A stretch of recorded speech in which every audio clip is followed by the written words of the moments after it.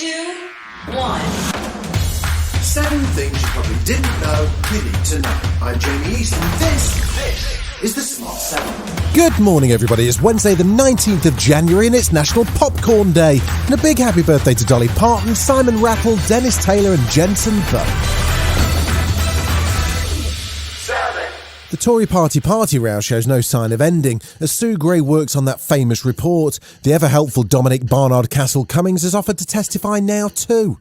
And as the saga drags on, maybe it wasn't the best idea to send Deputy Prime Minister Dominic out of office Rob to defend the party on Kay Burley's Sky News show. I mean, there was the speculation that the 20th of May party was held in my honour to thank me. It was just ridiculous. Was it? No, of course not. Ridiculous. So it was a party on the 20th no, exactly. of May then? You refer to it as the 20th of May party? This is the claim that was made, and it was That's not what you just said. It was nonsense. Then finally, Boris surfaced to repeat a mumbled apology and explain, as the guy who made the rules, that no one told him about the rules. I carry full responsibility for what took place, but nobody told me. I'm absolutely categorical about this. Nobody said to me, this is an event that is against the rules, that is in breach of what we're asking everybody else to do. Should not go ahead. Labour's Deputy Leader Angela Rayner, much like the rest of the country, has had enough and says it's time the Tory party took action. It's clear that it was a party. It's clear that Boris Johnson was in attendance. He stayed for 25 minutes or more. He knows that it shouldn't have happened. I think his apology now is that he's sorry he's got caught. I think it's unacceptable that Conservative MPs are still keeping him in power now as well, when clearly he's lost the confidence of the British people. The almost invisible Chancellor of the Exchequer, Rishi Sunak, appeared on Tuesday. He popped up to talk about inflation and the risks attached to looming energy price rises. But of course we are seeing challenges with inflation, but we are taking action to support people best we can. That's why, for example, the national living wage is going up, putting an extra £1,000 in people's pockets when it does. Not surprisingly, though, the questions didn't end there, and he found himself being dragged into the Tory party parties and whether Boris lied to Parliament. I'm not going to get into hypotheticals. The ministerial code is clear on these matters, but as you know, Sue Gray is conducting an inquiry into the situation. I think it's right that we allow her to conclude that job. And with that, he was gone, before the sound guy even had a chance to undo his mic. Maybe there's a party going on somewhere. The tensions between Ukraine and Russia continue to escalate as the Russian troop and military hardware build-up accelerates along the Ukrainian border, ostensibly for military exercises in Belarus. US Secretary of Defense Antony Blinken is heading to Geneva for talks with Russia on Friday, and the UK is to supply anti-tank weapons to aid the Ukrainian self-defense efforts. Ukraine's ambassador to the UK, Vadim Pristek, says the biggest issue for his country is that they remain isolated in the face of Russian aggression. We're not a member of NATO. This is the biggest problem we face right now. So now we are not a part of the family, and we are facing the biggest army in Europe by ourselves, with assistance, with some additional rockets and some additional training, but still we are so inequality here in the forces, in the number of troops and rockets, planes, helicopters, everything.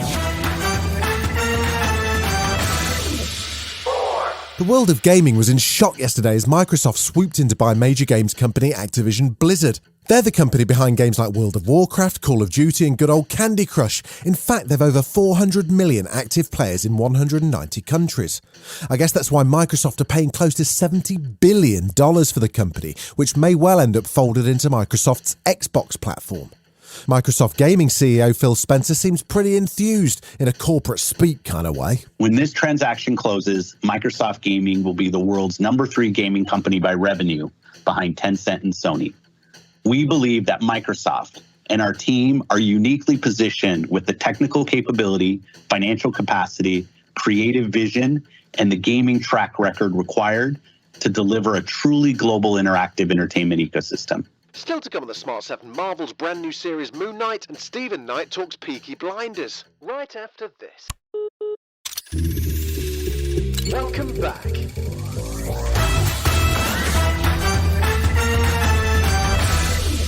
3, There was only one game in the Premier League last night as Brighton took on Chelsea. The game ended 1-1, which leaves Chelsea in third position, 12 points behind leaders Man City.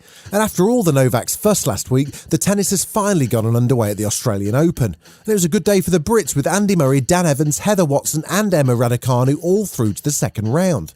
Emma was competing for her first time as a professional in this competition, and she took on fellow Grand Slam champion American Sloane Stephens. The game finished 2-1 to Raducanu, and she was delighted. Both me and Sloane really put everything out there and gave it all we had, and I thought it was a really high quality match with some very long rallies, so I'm very happy to have come through against such a great champion like her. The new series of Peaky Blinders, the sixth and final one, is on the way. It's due to hit BBC screens in February and looks like it's going to be a pretty dramatic finale. Creator Stephen Knight was on BBC Breakfast as he opened a new stage show inspired by the series in Birmingham. He says when it comes to Cillian Murphy and the crew, it's going to be a wild ride. It's expect the unexpected, as usual. We all think it's the best yet. We would say that, I suppose, but it really does seem to have moved to a new level. Tommy, poor Tommy, is up against all kinds of enemies, some of them from inside his own head. But the idea of the whole series was to find out if Tommy Shelby can be redeemed. Then the question will be answered in this series. Attention, you might have to clear some space in your favourite superhero folder because Moon Knight is on the way. It's a brand new Marvel series with Oscar Isaacs playing Mark Spector, a former mercenary who's developed mysterious powers courtesy of the Egyptian moon god Khonshu. It hits Disney Plus on March the 30th. I think I'm losing it. We'll catch you on. You're bloody useless, Stevie. Stephen. I can't tell the difference between life and dreams. It must be very difficult. The voice in your head. Shut up! There's chaos in you. Embrace the chaos. This has been The Smart 7. Wherever you're listening, do us a favour and hit the follow button. We'll be back tomorrow at 7 a.m. Have a great day. Written, produced and published by Daft Doris.